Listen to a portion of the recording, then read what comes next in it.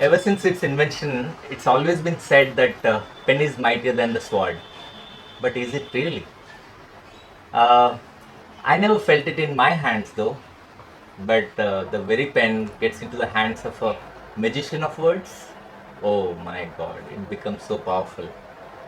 Let's dig into the source from which it derives all that energy from, the creative writer's mind. Today we have Chief Creative Officer and Managing Partner of Bang in the Middle, our very own, one of the best in the industry, my dear friend Pratap Suthan. We lovingly call him Pat. Thank you.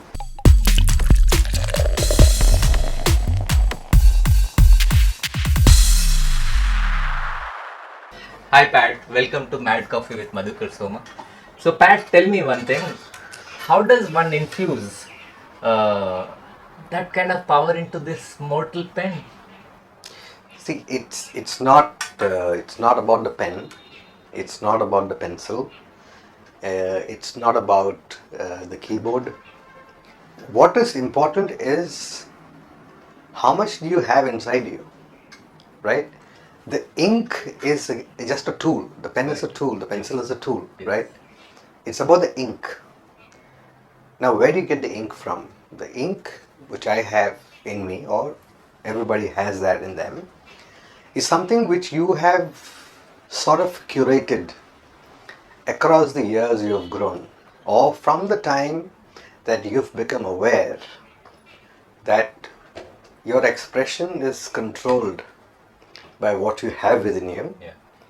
the matter that you have within you. Right. And that matter is made up of composite layers and layers of all kinds of things.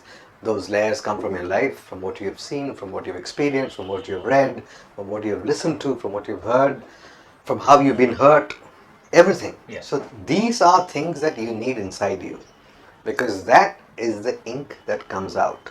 So the more you have absorbed, the more you have observed, the more you have taken in, the more you have soaked yourself with, these are the things that come into play when you start writing. Exactly. You know, writing is also about rhythm. Yeah. There is a visual rhythm in it. There is a speaking rhythm. When somebody reads it, it's got to make sense in the head. Yeah. It's got to, somewhere it needs to feel Soothing. good, soothe, yeah, all kinds of things. Yeah. So it's not just about, having a thought. In having, how do you chisel that thought? So essentially, what you're saying is get inspired from the nature and the surroundings. Everything, Everything everybody, you have. like People, right now, experiences. yeah. So good, bad, right and now when I'm sitting here, Yeah. I'm actually looking at this coffee inside my cup. Right. So somewhere there is an image that is forming. Yeah. Yeah. So to me, that is a listening coffee. Right. So when I drink this coffee, I'm actually hearing echoes of my own words. See how it changes. It Yeah. suddenly changes perception, right? Yeah, right. So maybe that is the way I think. Right. Right. Everybody has their own ways, individual, original ways of thinking and analyzing things. But this is the way I do it. Yeah, it reminds me of something. The similarity between you and Mr. Bachchan, Mr. Amitabh Bachchan, Oh. is so much. I don't take me there. Why? Because it's amazing that the way he tweets and the way you don't miss your morning dose of boredom. I don't. That's how does it happen? I mean, is it more like your passion or discipline or what? I think it is. See, passion is there. See, I am who I am because I enjoy what I do. Yeah. Now, if you're looking at the poetry that I write every day, you Yeah. can't even call it poetry, right? The reason why I call it bored poetry is because it is. In fact, it's not boring. It's actually things which it is supposed to scuttle boredom in the reader's mind. Right. And the other way of looking at it is that you can't really accuse me of saying, look, Pat, what you wrote this morning was boring. I said, look, man, I already told you it was boring. It's a so you statement. so you can't really criticize me. So I take my bail Yeah. before I write. Right. Now, that's besides the point. But see, the thing is, while it's an effort for me to, let's say, wake up in the morning and do that, to me that's a discipline. Right. It's a discipline and it's got nothing to do with my business that I do, the advertising business. This is my hobby. See, to me, creativity is being brilliant within parameters. Certainly. I mean, it has to be You know, commercial. It has to make commercial absolutely, sense. absolutely. So, Yeah. so I am responsible for the. For me, Yeah. that ad that I did, Okay. is something which reflects who I am. Right. So it cannot be trashy. It's the best I could have done. Maybe it is bad, but that's the best I could have done at that moment. Yeah. No, great, Pat. Actually, see, the amazing part is doing it for 30 years with quality. That only happens with when you have passion towards it. Absolutely. Right. Pat, it's been almost 20 years that we know each other. Yes. And we also worked on some of the. I had a great privilege working on some of your campaigns. And do you remember that campaign where that Indian airline thing? Oh yeah, of course. How can I forget that? Right. You wanna take us through? Or Okay, so this is an interesting campaign that we had worked on. So if you remember the campaign Yeah. thought, see the call sign of Indian Airlines is IC. Right. It used to be IC, right? So I thought, look, the whole idea was the strategy was to establish the fact that Indian Airlines was not a small airline, and it was at that time the biggest, Yes. right? And you should give it a national scale of sorts. That was the brief that had come from the client. Correct. And I thought IC was an interesting way of playing with it because it was more of I see, I'm seeing something, Yeah, right? that's right, yeah. So I used IC as, so you see a plane taking off, I see a nation flying, Right. right? That's So that is how the whole big play, idea. yeah, that's how the play was. Right. So for this, we had to get pictures of planes, Right. and especially Air India, Indian Airlines. Indian Airlines. Yeah. And Indian Airlines at those days used to fly. They had some 737s and some Airbus 320s, I think. Correct. And even the big ones, Yeah. the 300s, 300s, A300s. correct. So, they didn't have any photographs with them, so we had to shoot. So you were our photographer, and I was the copywriter, creative director on it. And we actually went inside the runway, and I wanted Trespass. Yeah, we trespassed. We trespassed. If we actually went there now, we would have got shot. Those days the airport was open. Yeah. You could actually walk into the, we did not break anything. It was open. Guys, actually, we entered from the Dwarka side. Yeah. We literally entered and Yeah. gone onto the runway. From where? Yeah, we were in front of the runway, and the planes were coming towards us and taking off. Of course, they would take off about 500 meters before us. So by the time they were above us, you can't see. You only see the underbelly of the plane. And from there, you had to make out whether this was an Indian Airlines, because see, it's an international airport, so there were a lot of other planes also flying. Correct. So you had to make out whether this was a jet which was taking off, whether this was Indian Airlines taking off, or someone else. And I'm telling you, by about 6:37, we were there at about 5 o'clock. By 6:37, the moment it took off, by the sheer wing design, by the sheer fuselage design, we knew which plane it was. We could look at it and identify it looking at the bottom of the plane. He used to tell me, Acha, now this is jet. No, this is Indian Indian Airlines.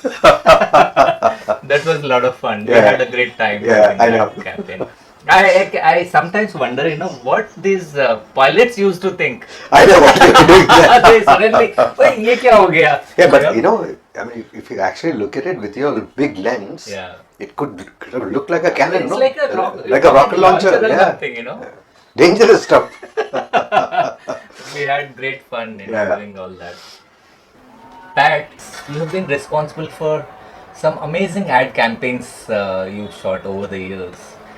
Would you just run us through at least a couple of campaigns your favorite? So if I start talking about things, then it's not going to stop Yeah, at your it time doesn't. limit. So I will do one thing. I will tell you, if I look at the time that I spent in grey, I think India Shining to Me Yeah. is the biggest campaign I'd have Yes. done, and that's worked for the country. So that's one thing. Right. The second campaign that I can talk about is when I joined Chail. I did a campaign called Next Is What Right. with Amir Khan. Right.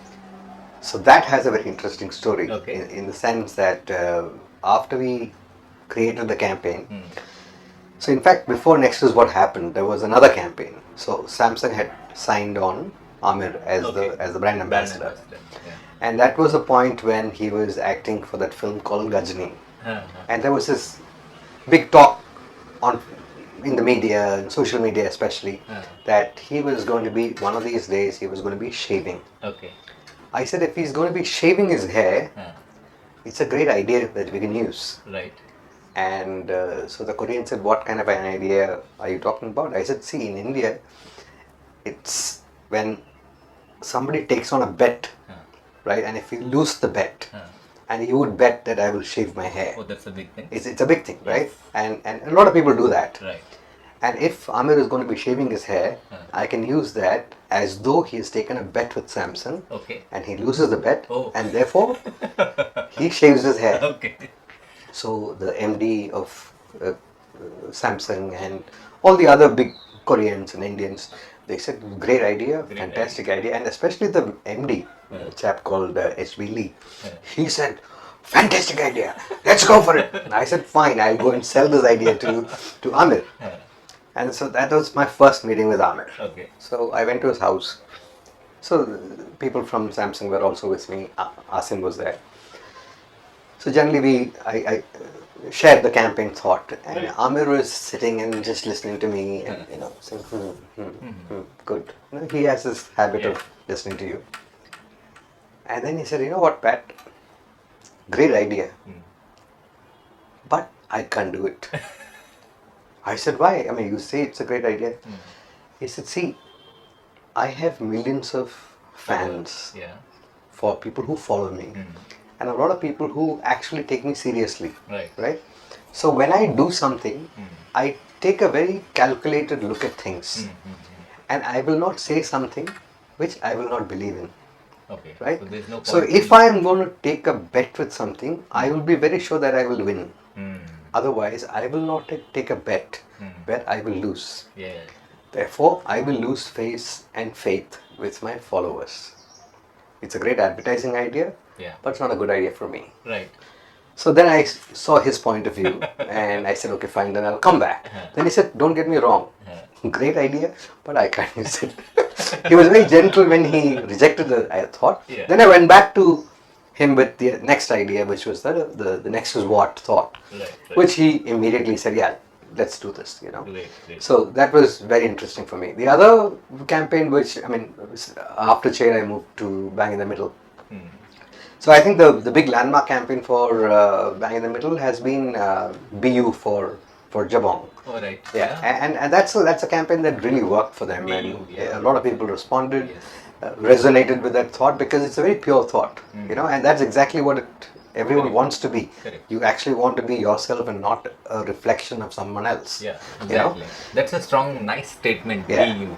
So it's good. That journey you had, I'm sure it's such a long period of 30 years.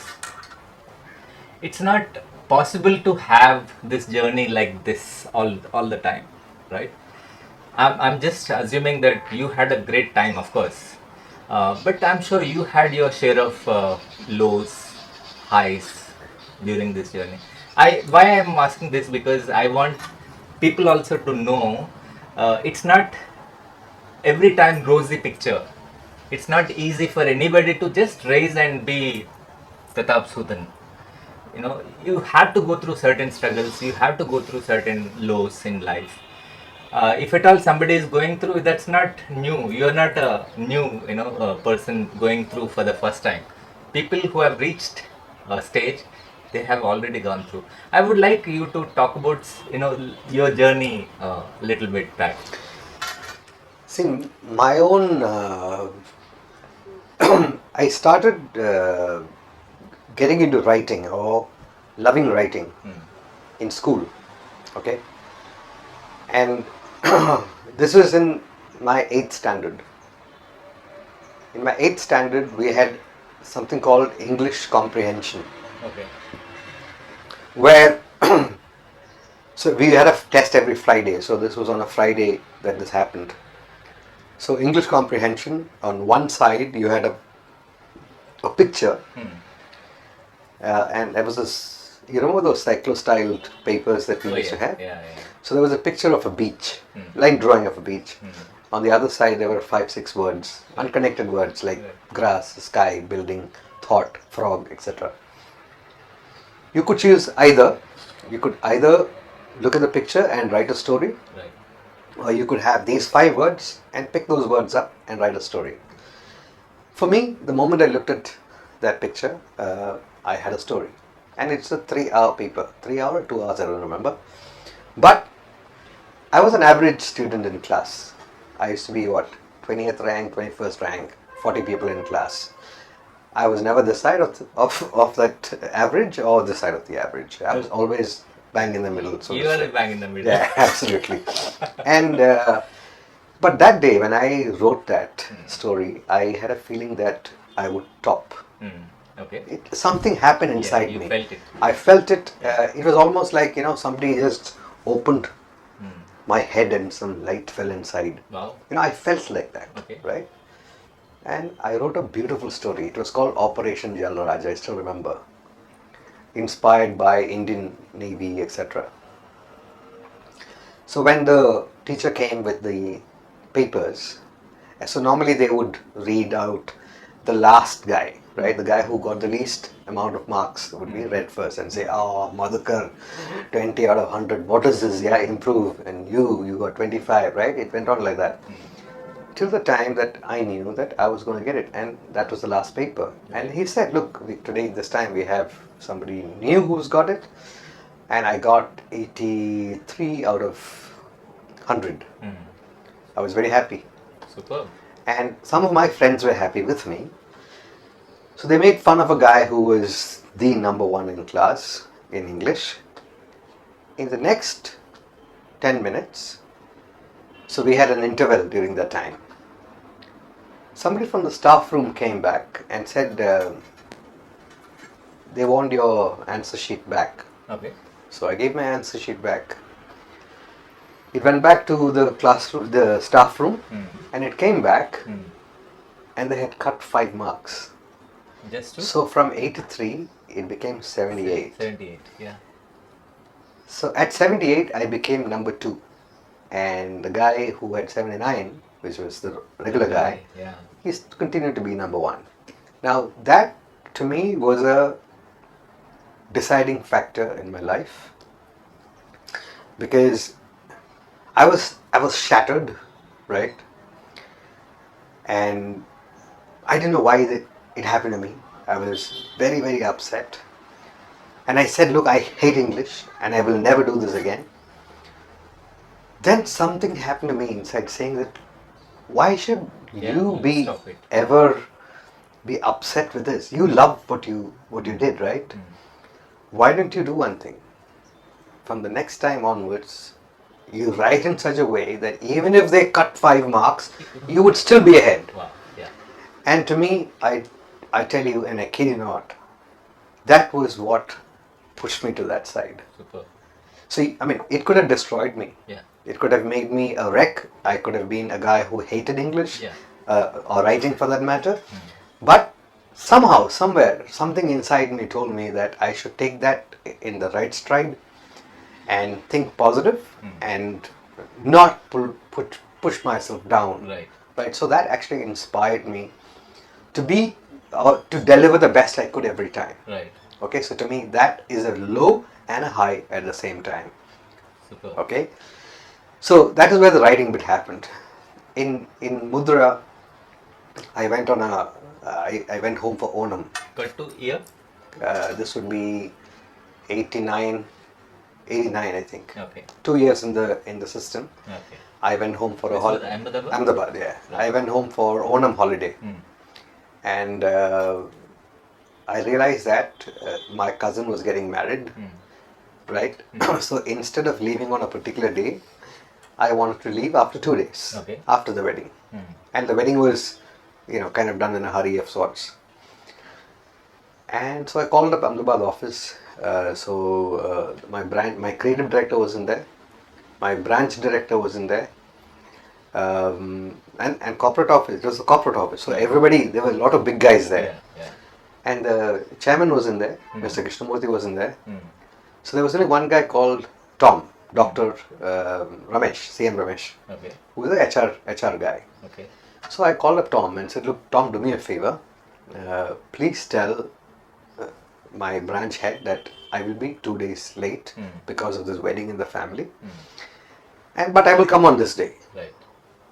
Now, Tom forgot to tell people. He forgot to tell people. Happens, right? Yeah, nice. Yeah, human. So I landed 2 days afterwards, Huh. and everyone was staring at me in class, in office, Huh. saying, where were you? Where were you? You were supposed to be in here 2 days back. I said, but I called up Tom. Nobody said anything. Right.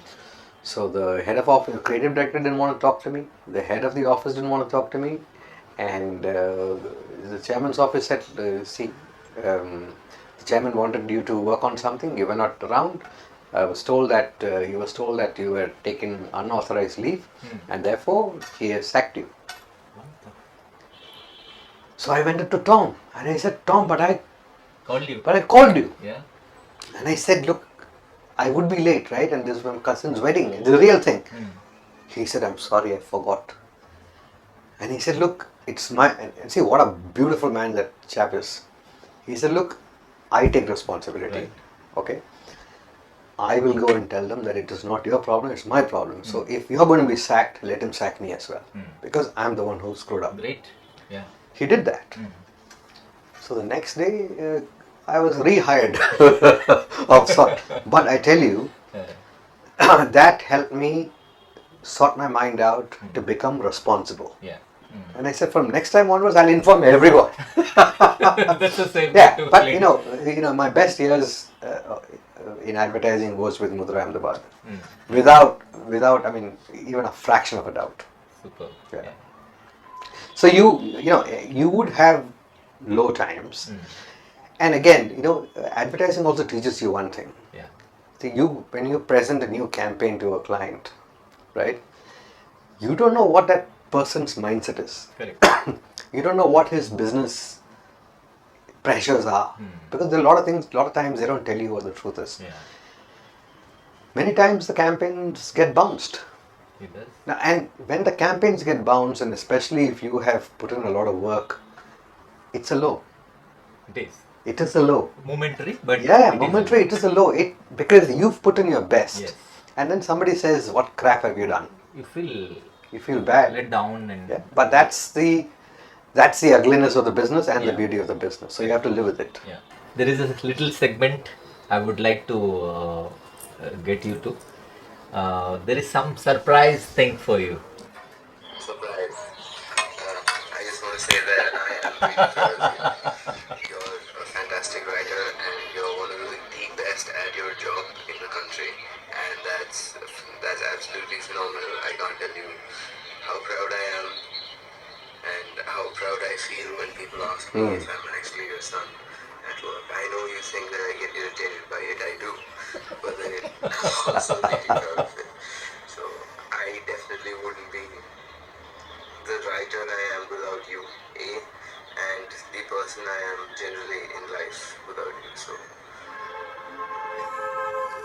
damn. Oh, you got me there, man. I'm so happy. Actually, he's an amazing guy. You have that. You got a gem.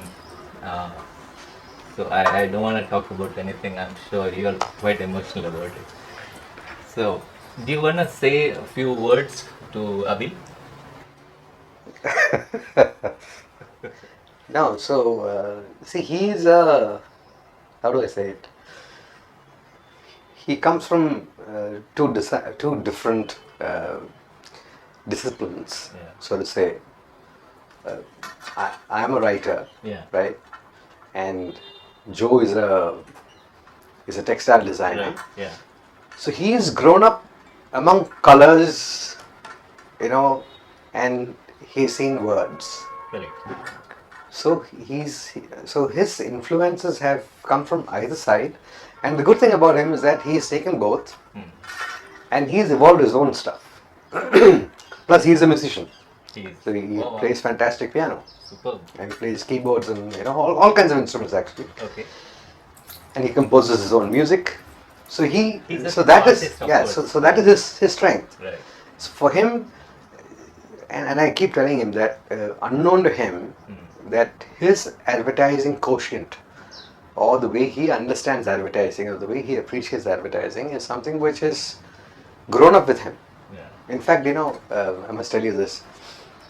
Um when I used to work on Hyundai, he must have been about 3 or 4, yeah, 3, 4, 5, that kind of Very age. good. Yeah, Okay. I think maybe first standard or something. Okay. So I came back home and I was telling him that I was working on this film and Hyundai, and that I was planning. I was going abroad. I was going to Australia to shoot, and I was coming back. And then he said, "You know what? I have a film." And I said, "You have a film?" Superb. Yeah, he said, "I have a film." So I said, "Why didn't you tell me your film?" Uh, So he said, "It starts with a car, which is going down the Great Wall of China." So the car is on Great Wall of China, yeah. and it comes down to the seashore, Right. and then it drives, Okay. and then it goes into the sea, Okay. and then you see, Dives into the sea. yeah, it drives into the sea, Wow. Okay. and it drives down, Mm. and it's on the seabed, Uh, and then it comes out to the other side, okay. and then it says Hyundai, it's waterproof. Superb. That was his first ad. Okay. Wow. Okay. Obviously, he's grown up thinking. Uh, Pat, there is something for you Okay. from your friend. I don't know. I'll not say anything. Please open it.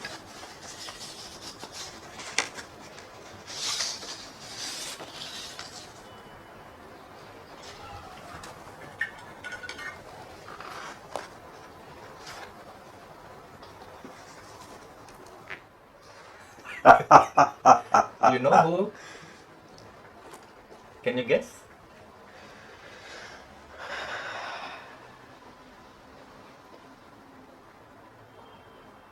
it's not a bee, is it? No, no, no, Oh, it's Sandy. no. We can open this.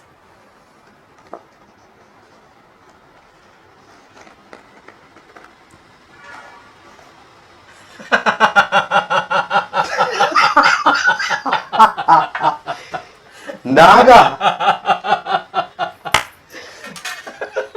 He's the guy who hired me. Yeah. Yeah, See, Naga hired me. I came into advertising because of him. superb, superb. Oh, I didn't expect him.